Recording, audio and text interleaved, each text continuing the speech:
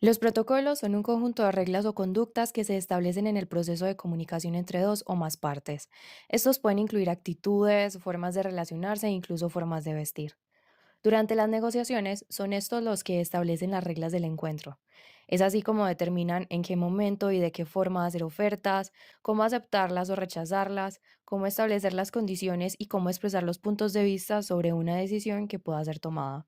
Dentro de los protocolos que son usados en las negociaciones, podemos considerar la forma de saludar y de comunicarse, el grado de formalidad llevado a cabo durante los encuentros, el contacto físico o visual, los diferentes comportamientos y emociones, la interpretación del silencio, el lenguaje corporal y verbal, la percepción del tiempo y la puntualidad, la construcción de relaciones, la forma en cómo se distribuye el poder, la tolerancia a la incertidumbre y la aversión al riesgo.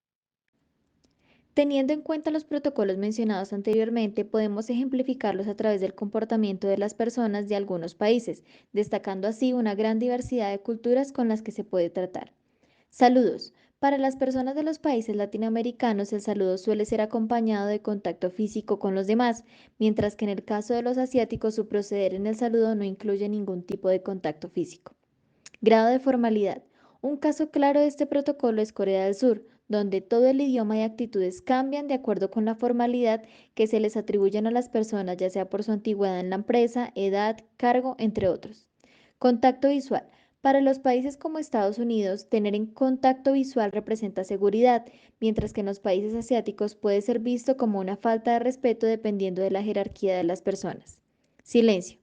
Para los chinos, el silencio vale oro, mientras que, por ejemplo, para los países latinoamericanos puede significar falta de conocimiento o inseguridad. Puntualidad. La puntualidad para los europeos, asiáticos y países norteamericanos es vital, mientras que no es una de las cualidades de los países latinoamericanos. Distribución del poder. Uno de los países que más acepta la autoridad es Malasia, mientras que en los países como Austria o Nueva Zelanda tienen una perspectiva de poder más igualitaria. Tolerancia a la incertidumbre. Uno de los países que está en contra de la incertidumbre es Grecia, mientras que Hong Kong es uno de los espacios donde más flexibilidad hay ante la incertidumbre. Individualismo y colectivismo. Uno de los países más individualistas es Estados Unidos, mientras que Venezuela o Panamá tienden a ser países colectivistas. Vale la pena mencionar que son estos protocolos los que permiten mitigar el riesgo frente a la generación de conflictos que son causados por diferencias culturales. Aunque la cultura propia cuenta con unas características y una forma estándar de negociar, es necesario considerar las actitudes que pueda tomar la otra parte. Es por esto por lo que se vuelve fundamental la planeación y preparación de los encuentros a través de la búsqueda de información sobre esos aspectos culturales específicos que pueden tener las demás partes, con el fin de que estos se sientan cómodos con el encuentro y que la relación pueda construirse de la mejor manera posible. Ahora bien, ¿cómo podríamos utilizar adecuadamente estos protocolos para las negociaciones interculturales? Los protocolos, más allá de reglas, son una guía que nos indican cómo comportarnos frente a otra parte, independientemente de la cultura a la que pertenezcan. Sin embargo, es necesario contar con una actitud flexible con el fin de facilitar la adaptabilidad frente al rumbo que la negociación pueda tomar o frente a las características culturales con las que cuenta la otra parte que tal vez no fueron consideradas inicialmente. La forma en que podemos determinar que los protocolos se están realizando de la forma correcta es cuando percibimos que la negociación fluye de una manera natural y no es forzada. De igual manera, los protocolos son usados adecuadamente en las negociaciones en la medida en que se respetan y se trata de comprender las actitudes y los protocolos que puedan tener los demás participantes. Estos comportamientos son un reflejo de su identidad y es a través de la empatía que estas actitudes empiezan a mostrar un significado de cuán importante puede ser una actitud o un comportamiento para una parte como para las demás. He ahí el valor de contar con una diversidad cultural tan amplia a nivel global, una oportunidad de aprendizaje y desarrollo potenciado por los diferentes patrones sociales. Teniendo en cuenta lo anterior y para ejemplificar de manera más clara la importancia de utilizar de manera adecuada los protocolos para la negociación intercultural, presentamos el caso de Disneyland París, donde se presentaron inconvenientes, pérdidas económicas, incomodidad en la comunidad, entre otras manifestaciones negativas, por no tener en cuenta la importancia de la cultura al negociar en un ámbito internacional. El primer Disneyland inaugurado fue en Estados Unidos en el año 1955 y a partir de este momento y por el éxito logrado se abrieron diferentes parques en el interior del país y fuera de él.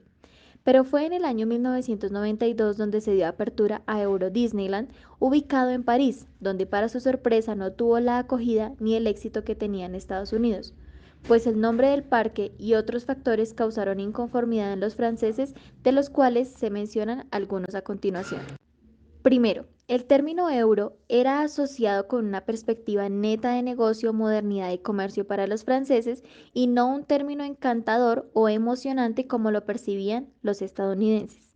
Segundo, en los Estados Unidos los días más visitados en el parque eran los viernes, mientras que los lunes era el día menos concurrido, y bajo este comportamiento de la sociedad estadounidense organizaron toda la logística para el parque en París, donde pasaba todo lo contrario, pues el día lunes era el más concurrido y el viernes el que menos, lo que ocasionó un gran desorden logístico, inconformidad con los visitantes por las aglomeraciones y grandes pérdidas económicas por la distribución inadecuada de los recursos. Los estadounidenses recibieron información errónea donde se creía que los franceses no desayunaban, por lo que no habilitaron grandes espacios de venta de alimentos para los horarios en la mañana, pero se dieron cuenta en la marcha que sí desayunaban y además no querían desayunos al estilo francés, sino por el contrario al estilo americano con tocineta y huevos. Cuarto, tratando de mantener su imagen corporativa, los estadounidenses impusieron a los empleados franceses sus propias normas, como la sonrisa de Disney, lo cual no agradaba a los franceses ni a europeos en general que visitaban el parque. Además, se trató de imponer el look Disney, donde se describía cómo debían ir vestidos, también cómo debían llevar el pelo e incluso el largo de las uñas, lo que para los franceses que estaban empleados en el parque fue un ataque directo a su libertad individual. Con estos ejemplos podemos evidenciar que el conocimiento y la adaptación a la cultura con la que se quiere negociar no se puede desligar de la negociación, pues como se ve en el ejemplo, puede traer grandes consecuencias que afecten de manera social, económica, entre otras, a todas las partes interesadas. The Walt Disney Company apresuró su apertura en la sede de París, pues no realizó una adecuada investigación de mercado y no profundizó en la cultura. Fueron varios los factores que no se tuvieron en cuenta para el proyecto Euro Disney, los cuales fueron un detonante para que no tuviera el éxito deseado, como sus dos anteriores sedes en Estados Unidos y en Asia. Es importante tener en cuenta los diferentes factores que afectan a una negociación para que sea exitosa. En primer lugar, la empresa Disney cuenta con una trayectoria en la industria de animación y el entretenimiento, muy ligado a la cultura americana. Sin embargo, es necesario adaptarse a las diferentes culturas. En este caso, se puede identificar cómo la falta de exploración ante una nueva cultura puede generar pérdidas significativas para la empresa.